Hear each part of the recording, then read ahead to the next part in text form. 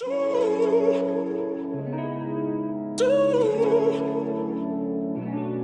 know what to do.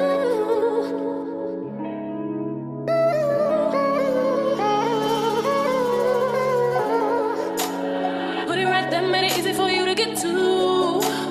Now you wanna act like you don't know what to do. After I done everything that you asked me, grabbed you, run you, liked you, tried you, move so fast, baby, no, I can't find you. Ooh, I'm starting to believe that I wait too much. Hi guys, Salibonani, and welcome back to my channel. Hello to anyone who's watching for the very first time. My name is Prim, and I do videos about makeup sometimes. A lot of the time it's about parenting as well. And I pop a little few gems here and there about my life and yeah, what I like to do. So if you're interested in that type of stuff, then definitely stick around and have a little snoop on my channel. And today's video in particular is actually a bit of a fun tag. It's the mummy scenario tag. For those of you that don't know, I have a little son called Riley, and he recently turned 2. So we've kind of fallen into what I guess a lot of people would consider to be the terrible twos. He has started to assert himself a little bit and kind of let us know what his preferences are. So I thought this would be a fun one. So yeah, if you're interested in finding out more, then keep on watching. So yeah, the first one, your kid has a meltdown in a shop and nothing's working to calm them. Do you A, leave and come back at another time, or B, grit your teeth and finish shopping? So I think for me, I'm definitely a mum that would go with option B. I would definitely grit my teeth and just kind of keep going and try and finish my shopping. Like, obviously at the same time it would definitely slow down the process, because I would continually try and make sure that I'm trying to calm him down and try and make sure he's not irritable. But I think what's really important in a lot of things that we do in life, especially if the child isn't unwell, is to push through as a parent and insert that actually in a situation where you're under distress. If you're not in like pain or anything isn't urgent, then a lot of the time you have to see things through. So really for me, it's all about the fact that yes, I want to make my child comfortable, but essentially they work on my time. Your child is refusing to eat dinner. Do you A, stand your ground and demand they eat what you made, or B, make them something else? So this one for me is a very tricky one, only because we have a bit of a fussy eater and his diet is quite specific, not because of allergies or anything, but just because he has a preference to certain tastes, smells, textures. So we are very much consistently trying to encourage new things, but what we've found is he doesn't like to be pushed into trying something new.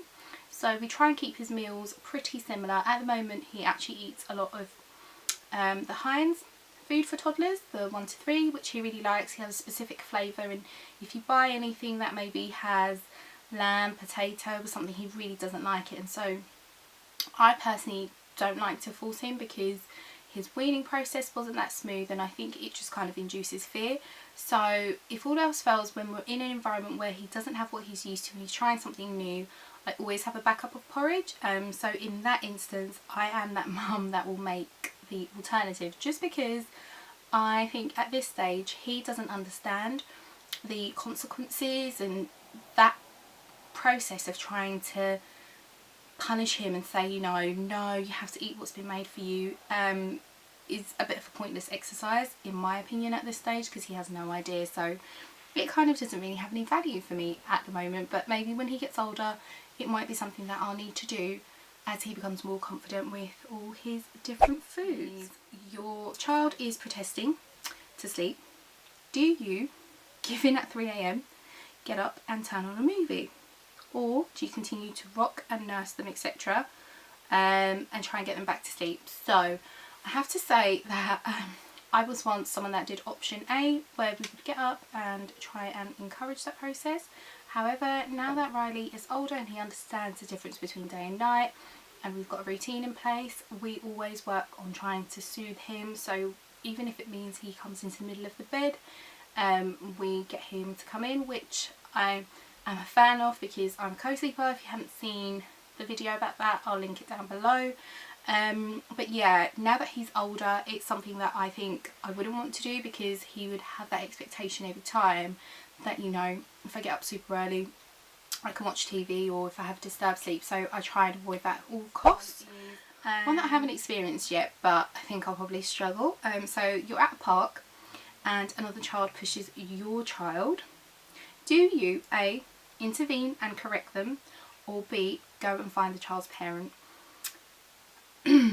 So I think for me, I would definitely be the mum that intervenes to correct the children in an encouraging way, say play nicely.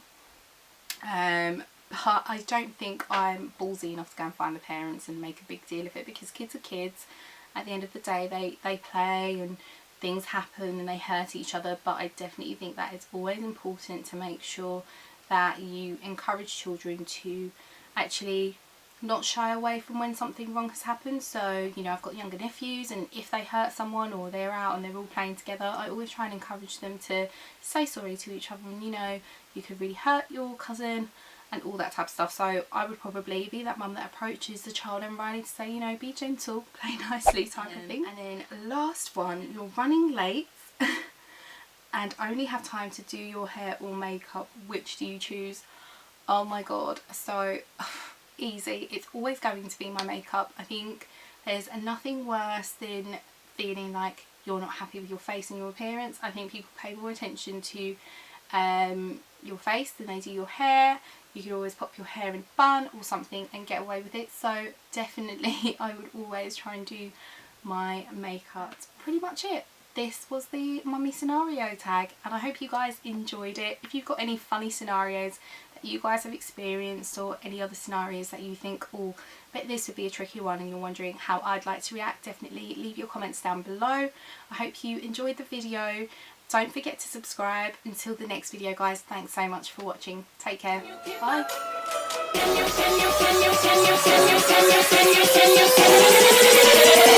boy, I lose my breath.